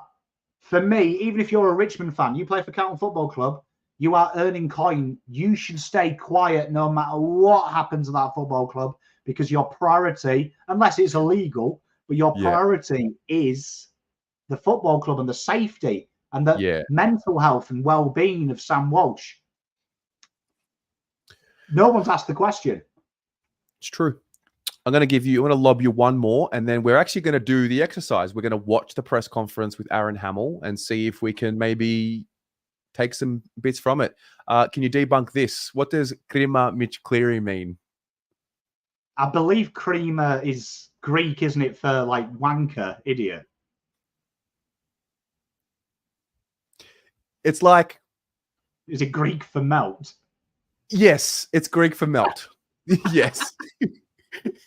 It's Greek for melt. I am good at this. Yeah. It's like the Greek version of saying haram. It's very haram, you know? Okay. So, anyway. Okay. All right. Now, I might add that to the repertoire. Yeah. Instead of saying that the umpire's a complete fucking man, maybe calling him a complete creamer. How do you pronounce it? You ever seen a blueberry in that shape? No, it looks more like a black tourmaline. What? How do I say it? Grima. Oh, it's got one of them R rolls, hasn't it? Yeah. What's with everything having an R roll in R? I don't know. That's not a blueberry. What is it? Tastes like a blueberry. I want to watch this press conference. Let's do it so I can also eat. So very much a big thank you to Adam aka Up the Baggers, who put this up. Again, let me know if the lagging happens. It shouldn't. Yeah, we got what we wanted, really. Got through unscathed. Some good feedback around our contest and how we move the ball. And yeah, they always tested Geelong defensively. So we got some good feedback about that. So we had a look at a couple of different structures around personnel and team-wise. So yeah, we got what we wanted. A couple of your newer, smaller guys, Orazio and Ashton, as well. Really impressive in stages there. You know, what have you learned from them over the pre-season, and will we be seeing them round opening round? Yeah, I think with these sort of games, you get a couple of free hits, and Ashton's one of them that we can see. He's had a really good block as a first-year player. So probably stems a little bit with Sauce and him not in the side, and how we can inject Ashton in there and that link type player. So there'll be some good moments for Ashton and Orazio, as you mentioned. We know that he's quite clever in front of goal. He puts on a lot of pressure for us. He can hit the packs at the right speed, and he's got really good footy IQ. So we wanted to get him through the game. He did that, so we liked what we saw from him. He's actually far off, apparently, isn't he? First year player, you know, he's building his body, connection with the team, and learning the game plan. So again, today was just another little bit of feedback for him and for us around where we see him. So he's certainly got some work to do as a first year player, of course. But for him to be picked today, we like what he has done, and again today we saw little bits of improvement, which is what we're after. What's he do well? His skills, he's always highly rated with his skills, both sides of his body.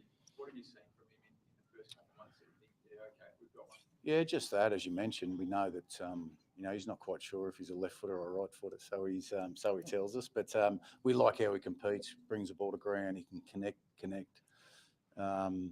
But we need him to put pressure on at the right times as well. So we need to keep adding layers into his game. But we feel he's got a really good base and platform. But more in this environment, in a high performance environment, we feel he can flourish. Were you happy with the presence of Harry Mackay today? Yeah, we liked him. We know what he does forward of the ball, but he had stints in the ruck, which gives us another option. It certainly does give Vossi and the coaches another lever to pull in there with Harry going in there. We liked his follow-up, his second efforts, and his ability to stretch the ground both ends and get back and support. So I think it's another good stepping stone for Harry. It just gives us an option. But do you think you can fit them all in if you play the two rucks and Harry and Charlie? Yeah, potentially. Yeah, absolutely. We feel that we're flexible enough to do that.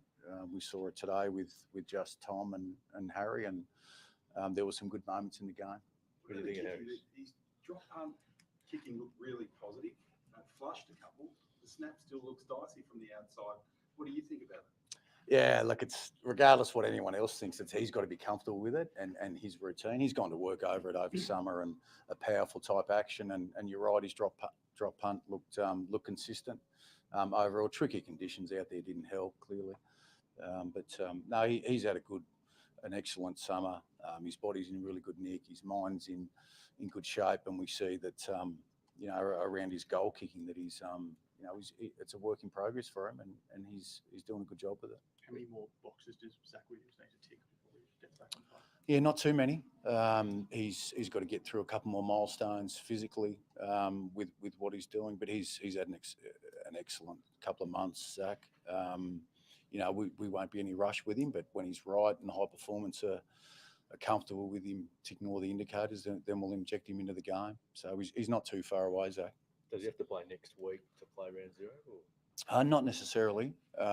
We'll get through that. The aim is, it's on the table that he may be getting some minutes next week. We'll see how he goes through the week in terms of his markers that he's got to tick, and then if high performance hand him over, then we'll play him. So obviously after the practice matches, is he a chance for opening round, or has he tracked? Yeah, certainly a chance. There's no actual timeline with Sam. It's milestones again that he's got to tick. So he's progressing the way we like, but again, he played the pracky game, the intra club, got through, pulled up a touch sore from that, but he's every chance. Has he hurt another disc, or was it just something from the old one flared up? Do we know what he's actually done inside there? Yeah, it's just back related. yeah, that's as far as we'll go on a back related. I reckon that's all the detail we need on him. He's just got to stick. Can you just pause it there? Tick off before yes. he can get out there. Did you see how he brushed that question aside? Like, I just quickly wrote the quote down. Yeah, he was a touch sore. Like, the mannerisms there just shows you it's not an injury. It's precautionary, because Hamill couldn't give less of a shit. Do you know what I mean? His mannerisms, there's no stuttering. He kind of like absolutely brushed that away as like your kid having a cold. So that really reassures me how that was worded. And that's something, if you text that, you can't put across. True. Text remove. Sometimes, a lot of the time, texting something removes the context. You know? Yeah, like he was hands in his pockets. Yeah, he played the intra club, did really well. Was a touch sore. Like, you could tell, like Tom saying, he didn't want to say too much. Genuinely, they over-explain when they're hiding. Go back and watch Russell talk about Cripps when 2 months later it turned out he was having injections. He was over-explaining how a spinal column works. Like, there was way too many words. This was just like, pulled up a touch sore. Like, okay, cool. Thanks. Okay. I like it. Shall we? Yeah. Not really. No. Also, good shout on the microphones in with the questions. I think Debbie O'Connor also brought this up. It's back related, so we're not. There's no jumping at shadows there. There's an issue, a slight issue there in his back, and he's ticking off the milestones. But he's had an outstanding summer, and we expect he'll be fine. Got to look at your back six without Jacob. How do you see Lewis Young today, Brady Kemp, and any closer to an answer as to how you look at opening round? Yeah, it's a good pick up without Weed, isn't it? He's such a dominant force for us there, but it gives others opportunity in Kemp. Sam Durden's another one, and Youngie Lewis, who's played there quite often for us. So again, they're still working on their chemistry, both Lewis and Kempy and Gov, those sort of hybrid key backs, if you like. So yeah, a bit to go to work on, obviously, but they're working on their chemistry, and it's others have to step up now without Jacob there. A couple that stood up or stood out in the back line, McGovern and Boyd. Just a couple of thoughts on how you. Yeah, we like Boydie. I mean, he came in after very limited prep with the prelim against Brizzy. So we, that high running back, if we can keep adding some bounce off halfback with him defensively, he's quite sound, Boydie. So we like what he has to offer there with him and Adam and Nick Newman there around the ball where we can get them, and then their ability to defend quite strong for us. So Boydie was. We're just trying a couple of different mixes, and when Zach's right, he'll slot into that as well. We've seen more Sam Doherty up the field. I know we saw a bit of it last year, but was there more of him sort of being pushed up further from halfback to that? Doc was playing more midfield. He can play. Good players can play most positions, right? And Sam's one of them where he's quite flexible. He's got a really good understanding of the game, midfield wise, what he does with a run on the outside. He can play wing and we know that he's been an All-Australian defender and winger. So we'll throw him around where we need to. When Zach comes back, if you've got halfback pitching hole for him, I mean, because he played some midfield before, isn't he, as well? Have you got a plan for where he will slot in? Not a fixed plan at this stage, but I would imagine if he came in, he'd get his eye in certainly where he's trained all summer, and that'd be as a defender, as a running back, yeah. You don't want to give him up from your back. No, I'm not releasing him just yet, but A word on Ollie Holland's outstanding running around the outside and spent some time inside today. How impressed have you been with his summer and his progression? Yeah. Shout out Jono Baruch, who asked that question.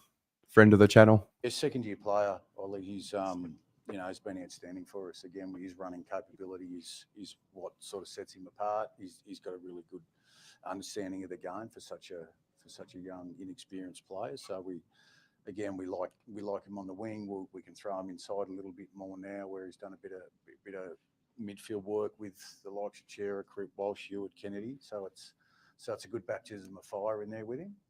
If we can keep developing his game, it's only going to help us long term. So we still want to as much as we can get him to be flexible with us rather than just pigeonhole him as a winger. So we'll keep experimenting with that. Just from the coach's box, they obviously kicked, I think, last 5 of the first, but then you sort of stifled them in the second. Was that a tick? And then on the flip side, is that connection piece going forward? Tough conditions today, but is that still a work in progress? The connection, which part? Sort of going midst to forward. Yeah, I guess you look at it, stats wise, they kicked 5-1, 4 was off sort of D50 turnover. We weren't able to absorb their pressure and they scored off our turnover. So it wasn't transition or actually us having the ball in transition. It was just purely because we didn't absorb their pressure well. So that wasn't ideal for us. So that gave us some feedback around their pressure and their contest work, which they've been great at it for a decade. So we knew that was coming, but certainly the connection part is something that we want to keep exploring, particularly off turnover, going fast at the game in the right moments, and then when we can, you're not going to be able to get through all the time every time. So we just got to be able to put more composure into the game. It was a tough day for Charlie.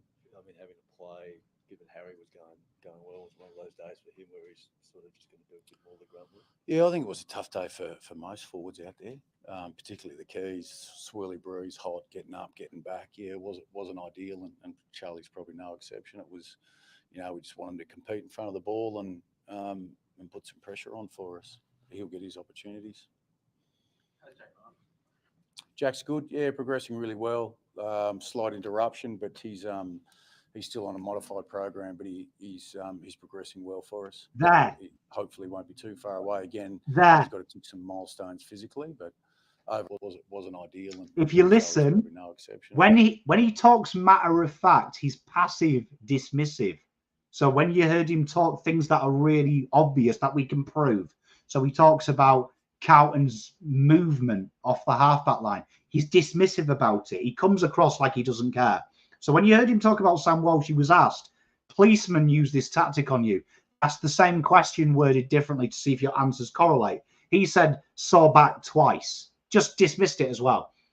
That there, when he started to say that there was a little setback in JSOS, hear him start to stutter as he finds the wording the club want you to hear. So he goes, he had a little setback. And suddenly he realized if I say he fell off a horse, that's going to cause chaos. So he's no longer feeling comfortable. Look, he's touching his neck. This is where you see Pom's jobs come in, right? Body language. You can see now he's not comfortable with this because he knows, no one knows there's been a slight change in Jack Silvani's program, right? So obviously there's been, I'm not speculating it's bad, but obviously it hasn't all gone according to plan. So you can see now he's not dismissive, where with Walsh, he was slumped. It was like you and me having a few beers on the couch chatting shit. Suddenly he realized he had to stop himself telling the truth, because I reckon Hamill is one of these people that if you're a good journalist, you could get leaks from, because he's comfortable. He's comfortable. Now he's not. Look, he hates this. Let's have a look. Let me just. We just want him to compete in front of the ball and put some pressure on for us. He'll get his opportunities. Jack's good, yeah, progressing really well. Slight interruption, but he's still on a modified program, but he's progressing well for us. So he hopefully won't be too far away. Again, he's got to tick some milestones physically, but overall we're pretty happy with how he's progressing. See the difference though in the Walsh, again, really relaxed. He'll have to tick some milestones off. Not happy with that. And then we'll see how the next couple of weeks pan out for him. Just on that, I mean, So that was Jack Martin, I think, not Jack Silvani. Yeah, Jack Martin. Does that sort of, for these players that are touch and go, is there a thought that, well, do you target one of those first two knowing they'll have a long break, or does that sort of block of fixturing come into selection? Yeah, we won't take any risks if that's what you're asking around. Just because it's round zero, it's a long year. We ask a lot of them, so of the players, so we won't take any risk. There's always risk management with them, and if that means that they're not right, then they won't play, regardless of the break. So we want, we need 23 fit ones out there, and if it falls into the category that he's not right, then they won't play. We'll hold them off, but that's more of a high performance question and milestones and knowing the player. And Chris, go back to Walsh, if that's okay. Just with a few of the hurdles that you said he has to hit, are we talking sort of high speed running? Can you elaborate on what he's able to do and what he has to get to? Is that okay? Yeah, I'm not all across that. The details are he's got a back issue and he's got certain milestones to tick off. That's more of a high performance question. See how his body language changed though, because the Jack Martin, I'm telling you now, this is hypothetical. There was nearly a slip up because you saw himself try. I do it sometimes on the lives when I know I'm going to say something not good. I'm trying to pull it back in. Interesting. So we have more. I mean, what do we know about Jack Martin? It was an MCL sprain. Came out on the injury report yesterday. And it started getting tumultuous when they started pushing for round 0. That's where he was uncomfortable. He was really comfortable telling you about him. But the question was, does he look like he's on track to play 1-0? And he got to that part of the question, and that's when he started stuttering. Because you could see, and then suddenly we got the club language. That's a high performance question. I'm just a coach. Like, do you know what I mean? You could see he was like, need to handball the fuck out of here. Right. Yeah. Get out of here, mate. Well, there's a preview. Well, Sam Walsh, see, hands in the pockets. He was some back issues, fine. Be on the beers tomorrow, be right. The Jack Martin one there, he just... I'm not saying he's injured. He'll probably play round 0, but it just felt like that one he wasn't 100% sure he could guarantee. And that's why the club report says 2 weeks, doesn't it? 2 to 3 weeks gives you that window. That one, I think, is history for me. It's just, and it's the way he then just randomly said, with our high performance team, we're not going to risk players at this stage of the season. Straight away, he led into that. So, interesting. Which says to me, Martin has to play next week for him to be round 0. But if you heard, he said it about Williams. I've wrote it down here. Zach Williams, he said it. And he also said it about Sam Walsh. They've got milestones to go through. And it doesn't necessarily mean he has to play minutes to rule him out for round 0. So that I thought was really interesting. Him saying they don't have to play for them to be involved in round 0. So you would say that Sam Walsh could probably play anyway. We know he can.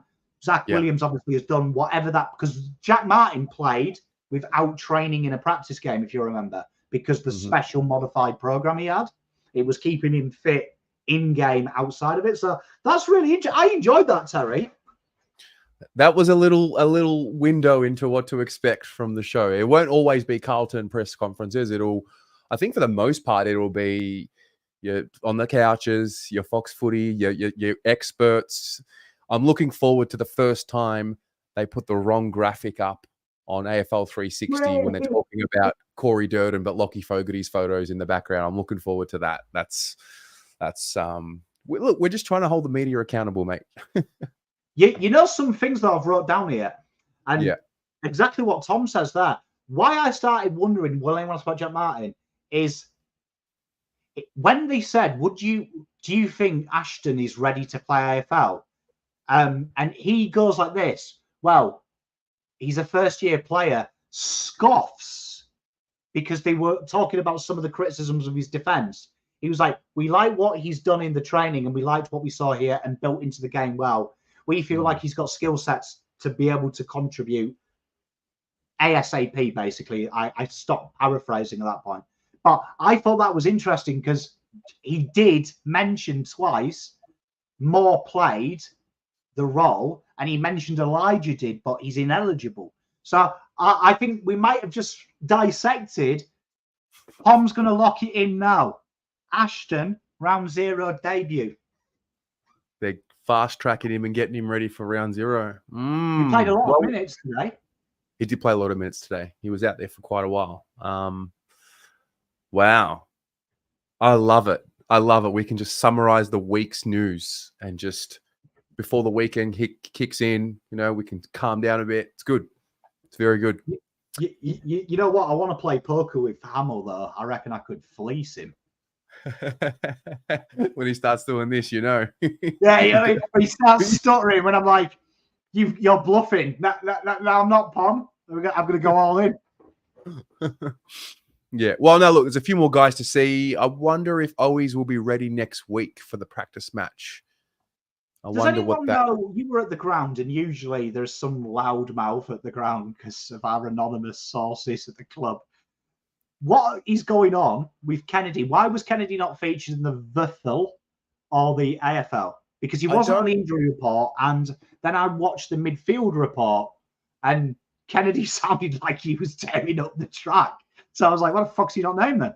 I don't know. I know that he had the knee strapping in the videos from the training last week. He did kick with Marchbank and Corey Durden on the side for the majority of that training session.